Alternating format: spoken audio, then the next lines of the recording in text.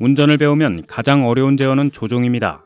자동차의 핸들 아래에는 바퀴를 미끄러지게 하지 않고 차량을 올바른 트랙 위에 유지할 수 있도록 도와주는 놀라운 물리학과 메커니즘이 있다는 것을 알고 있습니까?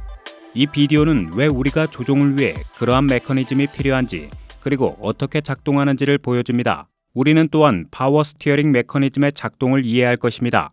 이 비디오를 지원해준 brilliant.org에 감사드립니다. 자동차의 놀라운 점은 앞바퀴를 살짝 기울이면 전체 차량이 회전한다는 것입니다. 하지만 바퀴가 기울어진 후에도 차량이 직선으로 계속 움직이지 않는 이유는 무엇일까요? 이 질문에 대한 답을 얻기 위해서는 인류의 가장 중요한 발명품인 바퀴의 물리학을 이해해야 합니다. 완벽하게 굴러가는 휠에서 보면 접촉점의 휠 속도는 항상 0이어야 합니다. 이렇게 하면 고정된 도로와 접점에서 바퀴 사이가 미끄러지지 않도록 보장할 수 있지만, 어떻게 움직이는 바퀴가 표면의 한 지점에서 속도가 0일 수 있을까요? 이 상태는 바퀴에 두 가지 종류의 움직임이 있기 때문에 가능합니다. 바퀴는 자동차 방향으로 움직이며 축을 따라 회전합니다. 바퀴의 맨 아래에 있는 이 두 구성 요소를 합하면 그것들이 반대 방향이고 서로 상쇄되는 것을 볼 수 있습니다. 롤링 휠의 간단한 원리를 염두에 두면 스티어링의 메커니즘을 완벽하게 이해할 수 있습니다. 바퀴가 회전한 후에도 자동차가 똑바로 움직인다고 가정해 볼게요. 바퀴의 접점에서 회전 속도와 병진 속도를 다시 한번 확인해 봐요. 보시다시피 회전 속도는 기울어져 있지만 병진 속도는 직선입니다. 이 경우 속도는 서로 상쇄되지 않으며 이로 인해 미끄러질 수 있습니다. 제로 속도 조건을 달성하는 유일한 방법은 병진 속도도 기울어져 있는지 확인하는 것입니다. 이것은 특정 중앙 지점과 관련하여 전체 자동차가 회전할 때만 가능합니다.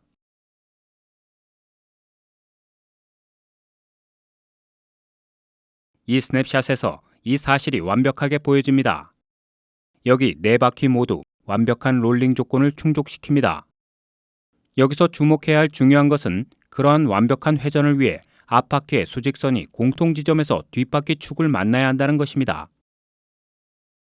이 조건은 조종의 원리입니다. 주의 깊게 관찰하면 왼쪽과 오른쪽 바퀴로 회전한 각도가 동일하지 않다는 것을 알 수 있습니다. 이 이미지는 앞바퀴가 같은 각도로 회전하면 휠 라인이 공통 지점에서 결코 만나지 않는다는 것을 보여줍니다. 이것은 완벽한 조종을 위해 왼쪽과 오른쪽 바퀴가 다른 각도로 회전해야 한다는 것을 의미합니다. 스티어링 메커니즘은 이러한 목적을 수행하는 데 사용됩니다. 현대 차량에서 가장 일반적으로 사용되는 조종 메커니즘은 렉 앤 피니언 유형입니다. 이 메커니즘이 어떻게 차량을 조종하는지 보겠습니다. 이 메커니즘의 중심에는 렉이 있습니다. 이 렉은 직선으로만 움직일 수 있도록 제한되어 있습니다. 스티어링에서 나오는 피니언은 이 렉을 움직일 수 있습니다. 스티어링 암이라고 불리는 이 부분이 두 바퀴에 부착되어 있습니다. 스티어링 암은 제한되어 표시된 축을 따라 회전 운동만 합니다.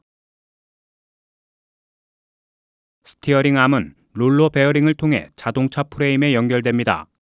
이것은 단지 회전만 할 수 있도록 합니다. 타이로드는 스티어링 암을 렉에 연결합니다. 타이로드는 병진 및 회전 동작을 모두 가질 수 있습니다. 이제 렉이 움직일 때 바퀴가 어떻게 되는지 관찰하십시오. 왼쪽과 오른쪽 바퀴가 서로 다른 각도로 돌아가고 있다는 것을 알 수 있습니다. 왼쪽 및 오른쪽 바퀴가 만나는 지점을 추적해보면 만남의 지점은 항상 뒷바퀴 선에 있다는 것을 볼 수 있습니다. 따라서 렉 앤 피니언 메커니즘은 스티어링에 필요한 조건을 완벽하게 충족시킵니다. 이 때문에 차량은 미끄러지지 않고 회전합니다.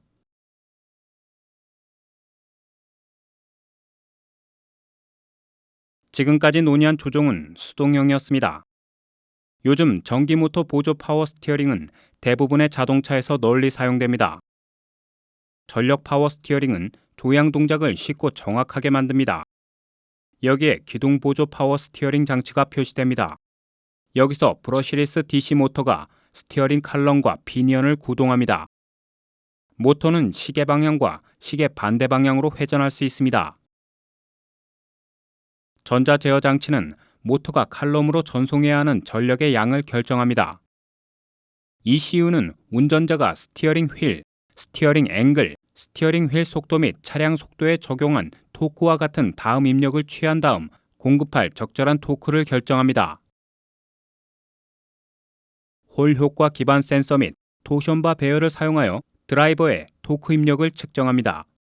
모터의 동력 보조 장치로 인해 스티어링 휠 회전을 운전자가 쉽게 할 수 있는 것입니다. 이것이 완벽한 메커니즘이라고 생각하세요? 그렇다면 모터가 고장났을 때 이 조향 장치가 어떻게 되는지 생각해 보세요. 웜 나사가 웜 기어를 돌릴 수 있다고 생각할 수 있지만 웜 기어는 웜 나사를 돌릴 수 없습니다. 즉 모터가 고장나면 드라이버의 수동 회전이 웜 드라이브의 제약으로 차단됩니다. 간단히 말해 조종 장치가 멈춥니다. 이 문제를 극복하기 위해 스티어링 휠에서의 회전은 웜 기어에 직접 연결되지 않습니다. 대신 유성 기어 세트를 통과합니다. 여기서 운전자의 회전은 태양 기어에 주어지고 출력은 캐리어에서 끌어당겨지며 웜 기어는 또한 유성 기어 세트의 링 기어가 됩니다. 정상 작동 중에는 링 기어의 전원이 캐리어로 쉽게 전송됩니다. 모터 고장의 경우 링 기어가 움직일 수 없습니다. 그러나 운전자의 수동으로 태양 기어를 회전시켜 캐리어로 이동하고 마지막으로 피니언 기어로 이동하는 것을 볼 수 있습니다. 잠깐의 학습을 통해서도 스티어링과 같은 아주 흥미로운 메커니즘에 대해 알아봤습니다. 더 자세히 알고 싶으신가요? 그렇다면 brilliant.org가 여러분에게 아주 적합한 곳입니다. 설명서에 있는 brilliant.org의 상호적 자동차 과정을 확인해 주세요. 무료로 가입할 수 있으며 선착순 200명까지의 런 엔지니어링 시청자에게는 연간 프리미엄 구독을 20% 할인해 드립니다. 감사합니다.